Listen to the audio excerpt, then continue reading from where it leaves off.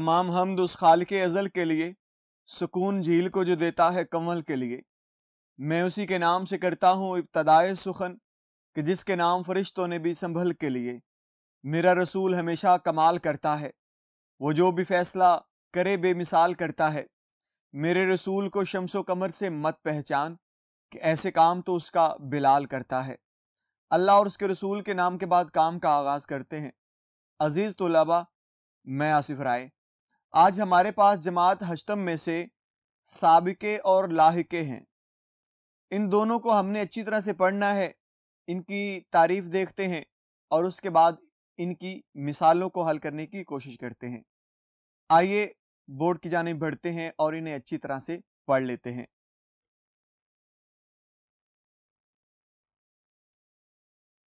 जी प्यारे बच्चों, आज हमारे पास जमात हश्तम में से साबिके और लाहिके हैं। इनकी क्या तारीफ बनती है उसको देखते हैं, फिर इसको किस तरह से हल किया जाए उसको देखते हैं। आइए साबिके और लाहिके को अच्छी तरह से पढ़ते हैं और इसे पूरी तरह समझने की कोशिश करते हैं। जी प्यारे बच्चों, अभी हमारे पास सबसे पहले साबिका की तारीफ है। आइए इसकी तारीफ पढ़ते हैं। पहले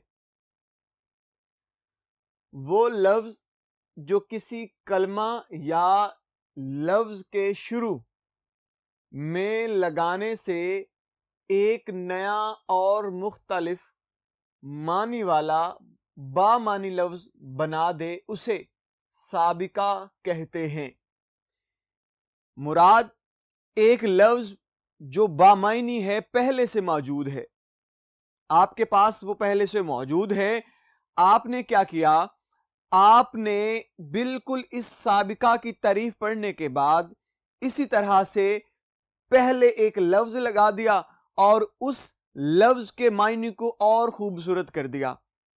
पहले भी लफ्ज बामायनी था, जब आपने उससे पहले एक लफ्ज लगा दिया या हरफ लगा दिया तो उस लफ्ज के मायने में रद्दो बदल आ जाता है, या तो वो वही मायने रखता है लेकिन उसमें और बेहतरी आ जाती है, या ऐसे है कि उसके मायने बिल्कुल यकसर बदल जाते हैं। तो हमने इन साबिका को इसी तरह से पढ़ना है, किसी लफ्ज से पहले लफ्ज लगाना है और उस लफ्ज को एक नए मायने में बदल देना है। मेरे पास कुछ मिसालें हैं, इन मिसालों को पढ़ लेते हैं। सबसे पहले मेरे पास लफ्ज है बे। इस बे को मैंने लगाया हया के साथ। लफ्ज हया बामायनी लफ्ज है, इसका अपना भी मतलब है, लेकिन जब मैंने इससे आगे बे लगा दिया तो अब इसका मायने बदल गया है, उलट हो गया है। पहले हया यह था कि अगर हया के मायने हम लेते हैं तो मुराद पर्दा करना है, शर्माना है, हिजाब है, लेकिन जब आप इससे पहले बे लगा देते हैं तो अब लफ्ज बन जाएगा बेहया। पहले हया था, अब बेहया, यानी हया के बगैर, जिसको हया ना हो, जिसे शर्म ना हो, जिसे हिजाब ना आता हो। तो अब देखें मायने बिल्कुल बदल गया है। यही कमाल है आपके लफ्ज साबिके का, जो आप किसी भी लफ्ज से पहले लगाते हैं और उसके मायने यकसर बदल के रख देते हैं। जैसे इसी तरह से लफ्ज है बेबस। एक लफ्ज हम इस्तेमाल करते हैं मेरे बस में है, एक जुमला है मेरे बस में है, मुराद मेरे कब्जा कुदरत में है, मेरी बर्दाश्त में है, मैं बहुत से मामलात को बर्दाश्त कर सकता हूं, ये तो मेरे बस में है। खाली लफ्ज बस का इस्तेमाल किया है। लेकिन अगर इससे पहले मैं बे लगा रहा हूं तो अब लफ्ज बन गया है बेबस। पहले बस में था, अब बस में नहीं है। पहले मेरी कुदरत में था, अब मेरी कुदरत में नहीं है, उसे कहेंगे बेबस। इसी तरह से अगर लफ्ज देखते हैं बेरहम। अगर रहम की बात करें, इसका मतलब है किसी दूसरे शख्स पर या किसी जानदार चीज पे करम करना, मेहरबानी करना, तरस खा जाना, उसे कहते हैं रहम या रहम करना। लेकिन मैंने क्या किया, मैंने क्योंकि साबिका बनाना था तो मैंने इससे पहले बे लगा दिया, अब बन गया है लफ्ज बेरहम। पहले रहम हो रहा था, करम मेहरबानी हो रही थी, अब मेहरबानी नहीं हो रही। मुराद लफ्ज बिल्कुल बदल गया है, अब उलट हो गया है। पहले रहम था, अब वो बेरहम हो गया है। मुराद अब वो रहम नहीं करता। इसी तरह से अगर मैं मिसाल देखूं बद की, लफ्ज मेरे पास है बद, बद कहते हैं बुरे को। अब मैं इस साबिके को लगाना चाहता हूं सूरत के सामने, मैंने लगाया यहां पे। अब गौर कीजिएगा, ये लफ्ज मेरे पास साबिका है, ये सूरत जो है ये पहले मौजूद था, मैंने सूरत से पहले बद लगा दिया, अब लफ्ज बन गया है बद सूरत। पहले खाली सूरत था, अच्छी भली जैसी भी थी, ये दर्जा बंदी नहीं थी कि आप उसको अच्छी कहें या बुरी कहें। अब क्या कर दिया है, अब लफ्ज खास बना दिया है, बद सूरत। ऐसी शक्ल शुबाहत जो पसंद ना आए, जो बुरी हो, जिससे उकताहट हो, उसे कहते हैं बद सूरत। या लफ्ज बद शक्ल हो सकता है, बद किरदार हो सकता है। इसी तरह से मैंने यहां पे दो लफ्ज और लिखे हुए हैं, मैं लिख रहा हूं यहां पे बद, और उसके बाद बदबख्त है, उसके बाद बद है और मिजाज है। अगर मैं बात करता हूं बख्त की, तो यह किस्मत है, आपकी किस्मत, आपकी तकदीर। लेकिन उससे पहले मैंने बद लगाया, लफ्ज बिल्कुल बदल गया। पहले बख्त था, अब बदबख्त है, मुराद बुरी किस्मत वाला हो गया है। इसी तरह से बद मिजाज है, मिजाज कहते हैं आपकी तबीयत को, आपके हाल अहवाल को। अब मिजाज तो हो गए हाल अहवाल या तबीयत, अब मैंने उससे पहले बद लगाया है। अब बद लगाने से क्या हो गया है, बद लगाने से बुरे मिजाज वाला हो गया है, बुरी तबीयत वाला हो गया है। अब आपको समझ आ गई होगी। एक हम और कर लेते हैं, पाक। ये मेरे पास एक लफ्ज है पाक, जो साबका के तौर पे मेरे पास मौजूद है।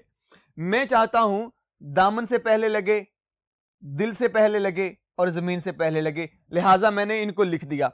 अब अगर आपके पास ये साबका मौजूद है और मैंने ये दामन रख लिया आपके सामने, दामन कहते हैं झोली को, लेकिन अगर आप यहां पे मायने लें तो दामन का मतलब है आपका किरदार। जैसे लफ्ज पाक दामन, ऐसा शख्स जिसका दामन तमाम बुराइयों से पाक हो, जिसकी शख्सियत तमाम बुराइयों से पाक हो, उसे कहते हैं पाक दामन। अब मैंने खाली दामन लफ्ज लिखा था, मैंने पाक लगा के, साबका लगा के उसके मायने बिल्कुल बदल दिए। कितना सादा सा मफहूम है, कितना आसान सा तरीका है कि आप किसी लफ्ज के मायने अपनी मर्जी के मुताबिक बदलना चाहते हैं या उसमें इजाफा करना चाहते हैं, तो आप उसका साबका इस्तेमाल कर लीजिए या उसका लाहका इस्तेमाल कर लीजिए। लाहके पढ़ेंगे तो वो भी इसी तरह से मिलते जुलते हैं। मैं यहां पे बात कर रहा हूं पाक दिल। दिल, खाली लफ्ज दिल जो है आप जानते हैं, एक खून का लोथड़ा जो आपके सीने में धड़क रहा है, खून की जितनी भी गर्दिश है वो उसी के जरिए से है। लेकिन मैंने इससे पहले पाक लगा दिया है, अब लफ्ज बन गया है पाक दिल। ऐसा दिल जो गुनाहों से पाक है, रहम दिल है और उसके अंदर मोहब्बत है लोगों के लिए, इंसानों के लिए। अब वो पाक दिल हो गया है। लिहाजा आगे बढ़ते हैं, पाक जमीन। जमीन एक खिता है, मट्टी है, लेकिन जब आप उसके साथ पाक लगा देते हैं तो अब उसकी सिफत बदल गई है, अब उसका किरदार बदल गया है, अब उसका अंदाज बदल गया है। पहले जमीन थी, उसमें यह चीज वाजिया नहीं थी कि वो पाक है या बुरी है या पलीद है या नहस है, लेकिन जब आपने उससे पहले साबिका लगा दिया तो अब उसके मायने खास अंदाज में ढल गए हैं, बदल नहीं सकते। अब पाक जमीन हो गया है, ऐसी जमीन जो पाक हो, साफ हो, सुथरी हो।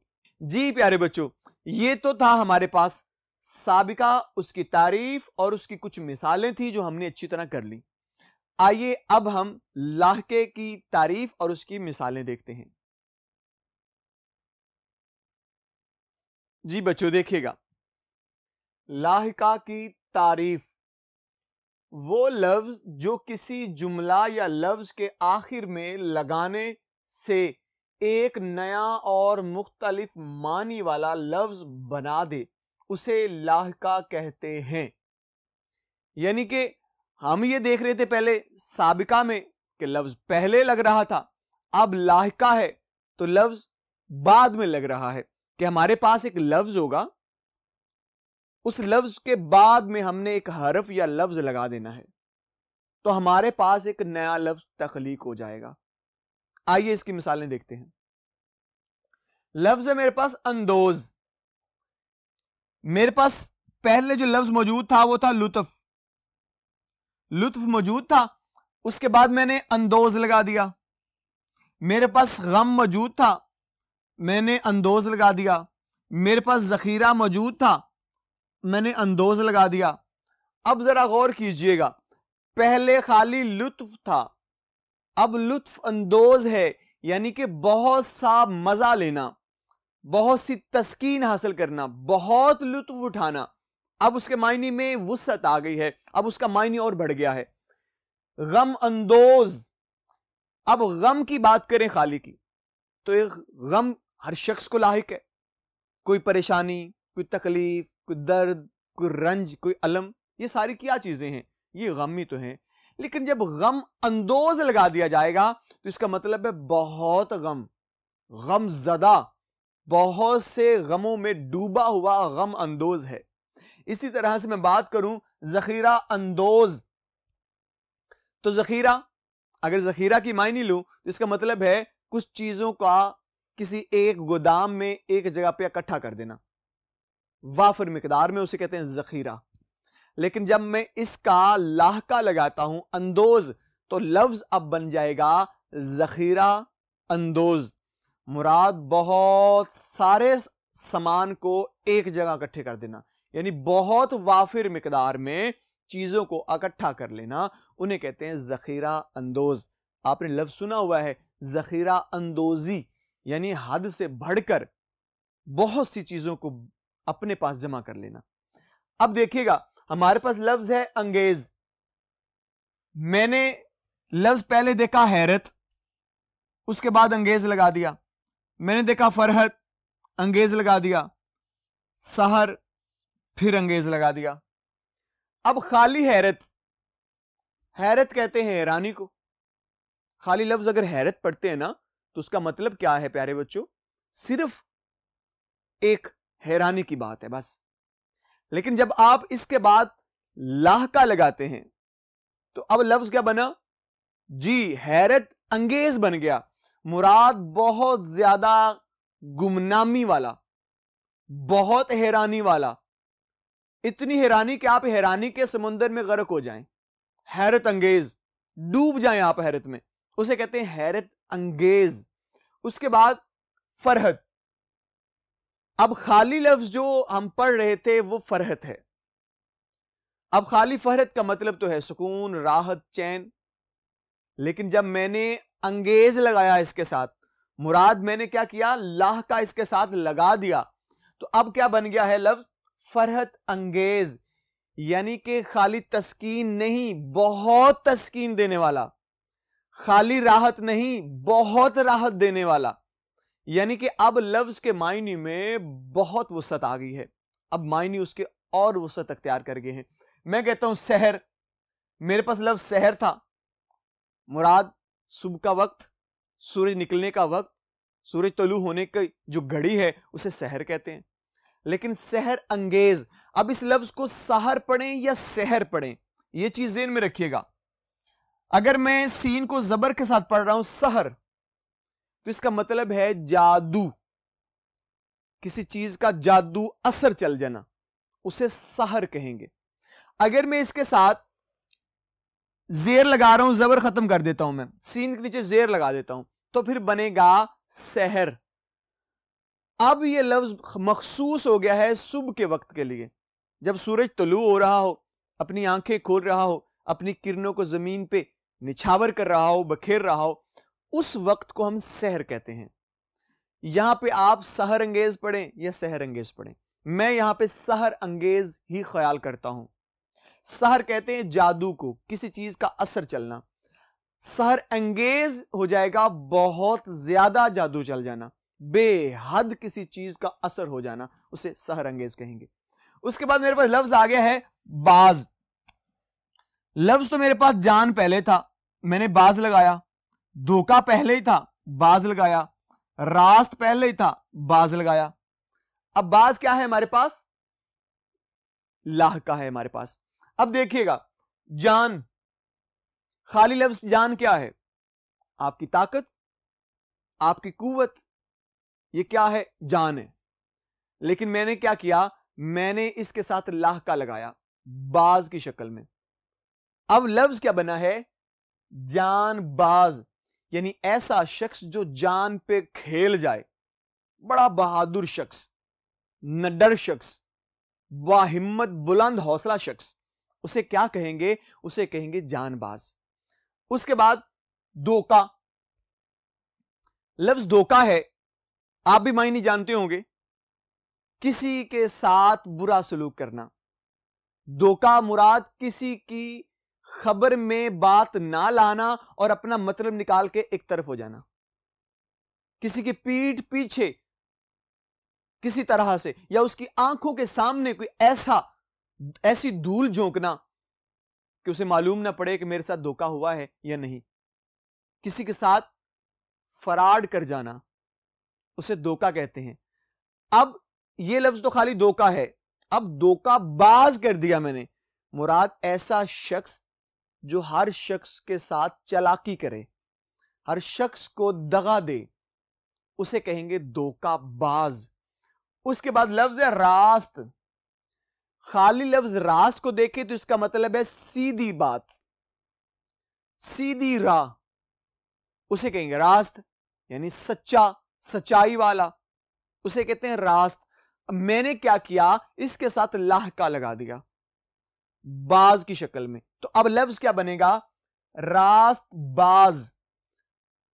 अब इसके मायने बदल गए हैं।